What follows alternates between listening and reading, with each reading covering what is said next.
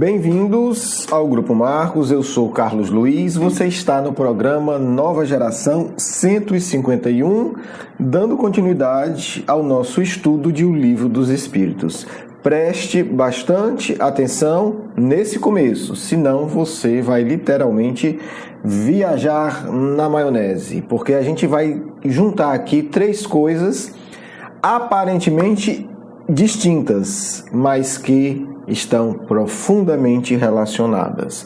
Vamos falar do que se chama de escala espírita. Eu já fico com medo do nome porque o nome é mal interpretado.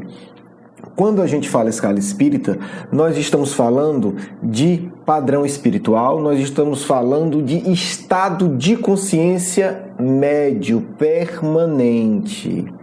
Então, por favor, você que escuta os programas do Grupo Marcos, não acredite que a escala espírita, quando a gente fala de um espírito, né, da primeira ordem, da segunda ordem, da terceira ordem, a gente está falando de características externas, de um título social. Ah, o fulano é lorde, fulano é barão, é visconde, ou então é mestrando, ou é general de 2 estrelas, ou é capitão. Não, você não pode fazer isso aqui e não pode fazer isso depois que desencarnar, senão nós vamos morrer de vergonha.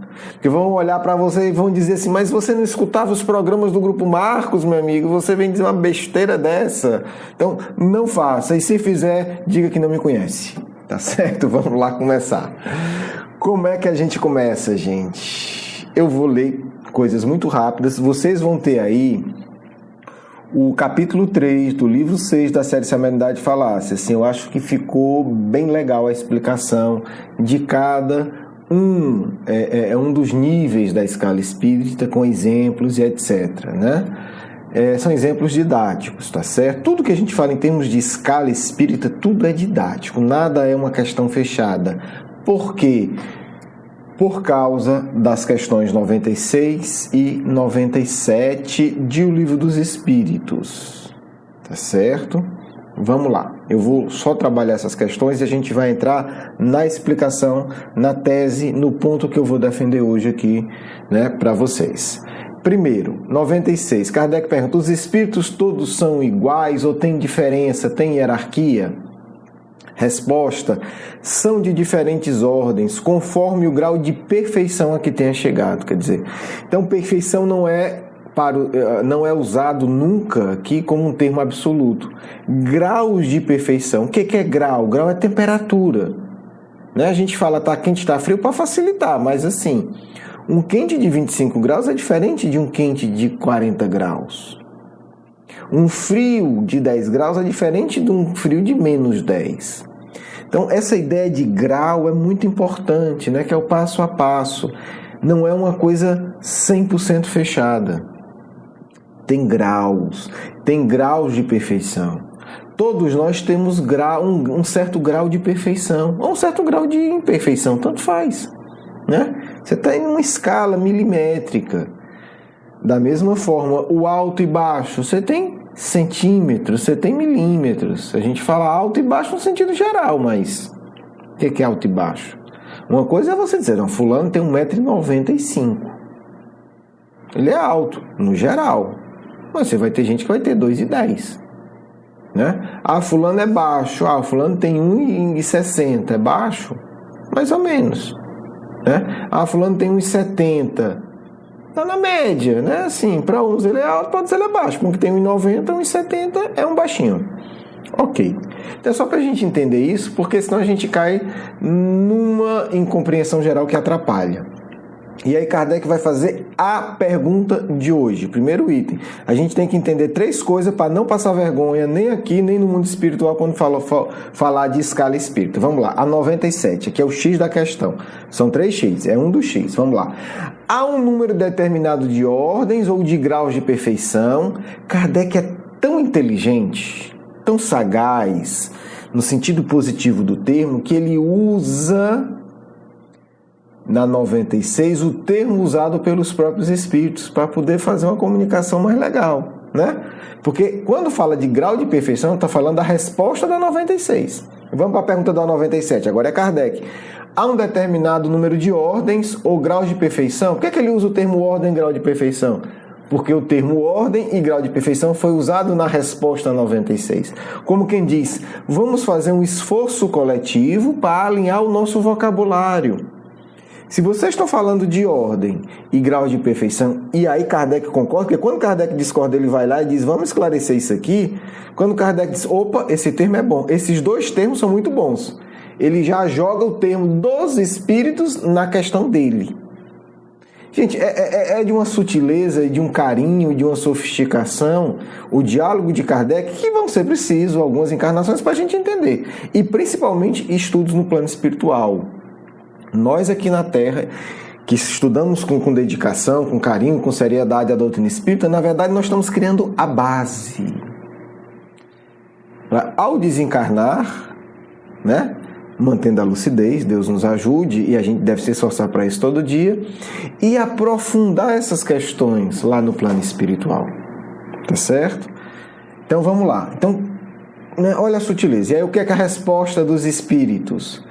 Kardec está perguntando o quê? Tem um número específico de graus ou de ordem? São 302, são 406, são 10 mil, são 5, são 2, são 9, são 7. Há ou não há? Olha a pergunta de Kardec. Resposta dos espíritos lúcidos. Esse número é ilimitado. Ilimitado por quê? Aí ele vai explicar por quê. Por que é ilimitado? Porque entre essas ordens, entre esses grupos, não há uma linha de demarcação traçada como uma barreira. O espírito não acorda, se espreguiça e diz, nossa, hoje eu estou num outro grau evolutivo. Não é assim que funciona. Meu Deus, eu era um espírito benevolente e agora acabei de receber aqui um WhatsApp dizendo que agora eu sou um espírito sábio. Avancei um degrau na escala. Não rola, não viaja. Não é assim que funciona. E aí eles dizem, consequentemente, pode-se aumentar ou diminuir o número da divisão. Óbvio. Todavia, se a gente considerar os caracteres gerais, a gente pode reduzi-la às 3 ordens principais. Gente, matou a pau. Olha o que é que eles fizeram. Vamos lá. Volta o filme, né? Revendo agora no novo ângulo a mesma história. É ilimitado. Então não vem com besteira discutir que tem que ser tal número, porque isso é coisa de gente ignorante, quem não entende. Então não vai por aí. Por que é ilimitado? Porque não é assim, não. A partir de hoje eu deixei de ser um espírito que o termo usado aqui é prudente, né? São intelectuais que têm uma bondade extrema e passei a ser um espírito superior. Não é assim que funciona. Não é assim, tá certo? Então, não é uma coisa, né, a partir de agora. Claro, não é assim. Depois, então, por não ser assim, a gente pode aumentar ou diminuir. Como eu falei. Se eu disser que baixo é a partir de 1,65 m, eu vou ter um número de pessoas baixas no Brasil. Se eu disser que baixo é só até 1,70 m, eu já mudei o número de pessoas desse grupo. Então, assim, na divisão é sempre muito diferente. Que é uma discussão, vou dar um outro exemplo. Agora eu já estou começando a chegar no segundo X da questão. Vamos pegar um exemplo psicológico. Quando é que o indivíduo deixa de ser adolescente? Ele acorda um dia e diz, não, a partir de hoje, 12 anos e 14 dias, eu não sou mais adolescente, eu sou jovem. Então, aí as perturbações emocionais da nossa cultura vão enlouquecendo, né? Porque um dos sinais de que a gente está num momento de transição profundamente perturbado é que o sujeito vai, né, me desculpa o termo, alopra e é um adolescente com 17 anos de idade. Gente, não existe. Aí a gente dá uma olhada na história geral para poder se situar e o seguinte, meu irmãozinho, depois, do ponto de vista espiritual, e a gente trabalhou isso e tem na Revista Espírita, a partir de 12 anos já é espiritualmente responsável. Quando a gente começa a ver uma cultura que o sujeito é adolescente com 18 anos de idade, com 16 anos de idade, pode ter certeza, está adoecida. Por quê? Porque tem que assumir uma responsabilidade de vida. Mas seja como for em qualquer cultura, não é assim, e quando é que eu sou adulto? É com 16? É com 18? É com 21? Né? Então não há uma limitação clara a partir de agora.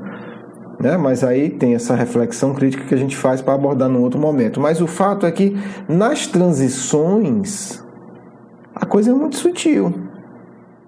Né? Quando é que eu sei de fato falar uma outra língua? É muito sutil, né? Depende. Em que nível? Porque mesmo a nossa língua nativa tem níveis. Eu sei falar português? Sei. Mas meu vocabulário é quanto? Qual é o nível de português que eu sei falar? Né? E todo mundo falante da língua já pegou um texto clássico, um texto antigo e de repente disse, não, isso aqui eu não entendo nada. Será que é português mesmo? Tá certo? Então é só para a gente entender. São níveis. Né? Se a gente pegar os nossos grandes linguistas e grandes gramáticos, a gente vai ver que se ele quiser falar muito difícil, a gente vai achar que ele está falando outra língua. No entanto, ele está falando português. Tá certo? Então, assim, não é uma coisa, não é uma barreira. Os espíritos foram perfeitos aqui, não é uma barreira, não é uma muralha. Não, depois que eu passar essa fronteira aqui, eu estou no outro país. Não é assim. Ok. Então, vamos lá. Então, estamos falando agora, entendemos que o número é ilimitado, mas tem 3 grandes ordens. Entendemos isso. Vamos entender a segundo X da questão, que evolução é um estado psicológico, é um estado de consciência, é um padrão emocional. Então não é assim. Você não vai dizer que o espírito é evoluído ou não por um ato específico. Não sei que seja uma coisa profundamente simbólica, mas no dia a dia você não diz. É um padrão emocional. É a média das emoções dele. E aí a gente pode relacionar, os espíritos vão dar uma chave muito interessante para a gente entender isso. E aí a gente pode usar uma linguagem de hoje, é o grau de maturidade emocional. E o grau de maturidade emocional está profundamente aliado ao grau de felicidade. Então, entendido essa classificação, essa sutileza, entendido que cada classificação se corresponde a um grau de maturidade emocional e intelectual, principalmente emocional, mas também intelectual, a gente vai aí para a capa do encontro. Por que a gente botou esses planetas aí? Porque o nosso grau de maturidade vai nos dar acesso às sociedades espirituais, que a gente usa como realidade objetiva e como símbolo os planetas. Então, o nosso grau de desenvolvimento, de amadurecimento intelectual e emocional vai nos dar acesso, vai nos afinizar com determinados grupos de espíritos. Então, trabalhar no nosso amadurecimento emocional e intelectual significa, e aí, simbolicamente falando, a gente vai estar qualificado, a gente vai passar no exame, entre aspas, para participar de determinados grupos de espíritos. A gente se capacitou para ter aquele grupo de amigos. Eles entendem o que a gente fala e a gente entende o que eles falam. Eles compreendem os nossos sentimentos e nós compreendemos os sentimentos dele. E aí a gente vai conquistando possibilidades de ser feliz de uma maneira completamente distinta das que a gente tem hoje na Terra, colocadas pela sociedade. E aí é o ponto da gente entender que avançar na escala espírita é conquistar padrões de felicidade muito melhores. A coisa é tão extraordinária que quando a gente tem o depoimento dos espíritos superiores e que viveram na Terra, né, e tem uma referência, que podem falar com a gente de referência da Terra, é triste pra gente. Porque o grau de felicidade que eles expressam é algo tão extraordinário que a Terra passa a ser, que insignificante. E digo mais, ele diz, as alegrias que vocês brigam para conquistar, para a gente é desprazer. A gente tem coisa tão melhor que isso para a gente seria uma tortura. Eles conquistam um padrão de alternativa de felicidade tão elevado.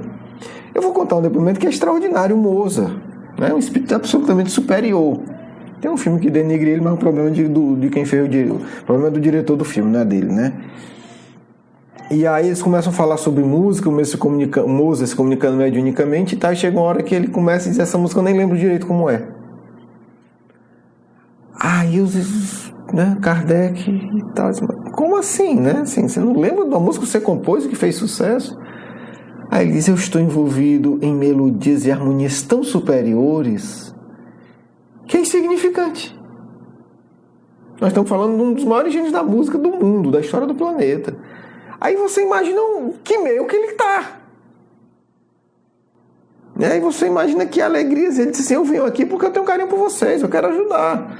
Mas assim, é como quem diz, né? Assim, é como você chegar para um grande escritor e você encontrou dele uma historinha de 2 parágrafos que ele fez na infância. Ele disse, foi eu que escrevi isso mesmo. Que legal. Mas assim, não tem nada a ver com a minha obra literária, né? Com uns 30 grandes livros, com um grande romance que eu publiquei.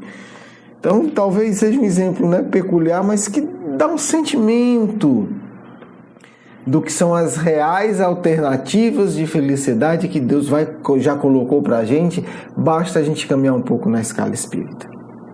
Né? Como é tudo tão desproporcional, né? Para encerrar eu vou dizer isso, gente. Quando a gente estuda a escala espírita, os exemplos e a sutileza das comunicações, meu Deus, assim, como é que a gente ainda pensa se vale a pena se satisfazer com a inferioridade da Terra ou se crescer espiritualmente? Como é que a gente ainda põe em risco, né? A gente que eu digo sou eu e os espíritos inferiores da Terra, né? Que me escutam e que não me escutam, né? Quem é exceção, boa sorte. Como é que a gente ainda questiona se vale a pena abrir mão de riqueza, de status, de satisfação do ego por algo tão imensamente superior e melhor? Como, né? Uma questão que eu me coloco, como é que eu ainda, né, avalio alguma coisa tendo conhecimento de tudo isso? Um grande abraço, um grande beijo no coração, né? Estamos quase extrapolando o tempo, extrapolamos um pouquinho, então vou encerrar.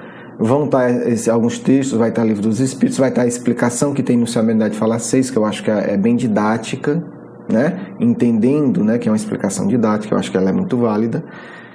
Espero que tenha contribuído para a reflexão. Caso vocês consigam, antes que eu, um acesso a uma excelente turma no mundo espiritual, lembrem de mim, manda um e-mail lá para o plano espiritual, faz um resumo da aula e me manda, né? Falo quando estivermos desencarnados. Estiver assistindo essa aula, diz, teve o Carlos Luiz e tal, o bicho não tem acesso a isso aqui, mas vocês fazem um resumo da aula e manda. Dá um jeito de mandar para mim, um correio, um pombo correio, alguma coisa de comunicação no plano espiritual, tá certo? Porque eu tenho muito interesse nesse tema. Um grande abraço, um grande beijo no coração, é com muito carinho que a gente se despede, registrando aí que estamos perto do Carnaval. Essa reflexão serve também para vermos as nossas reações emocionais enquanto as propostas degradantes que infelizmente o Carnaval tem se transformado. Próximo encontro vamos trabalhar o tema Carnaval. Vamos à nossa segunda parte. Queridos filhos e filhas, existem verdadeiras alternativas, caminhos belíssimos de felicidade. O enfermeiro que ama seus pacientes, o médico que esquece a ganância e lembre-se do coração, os professores que esforçam-se para impulsionar os seus alunos tutelados para a luz, o pai que se desvela pelo filho, a mãe que em silêncio supera angústias para produzir energias saudáveis que envolvem seus filhos, são caminhos de verdadeira felicidade. Alcançar planos superiores não é realização de feito extraordinário. Alcançar planos superiores é a realização de feitos simples, de atos simples, envoltos em verdadeiro amor e abnegação. Isso o Cristo veio ensinar. Não é necessário a fama, a riqueza, o aplauso, as estratégias mórbidas da ascensão no mundo para se alcançar a Deus. Todos vocês que me escutam, em qualquer momento, podem ter uma certeza. Vocês têm em suas mãos os instrumentos necessários para construir o caminho para a ascensão para mundos superiores. Basta que vocês desejem.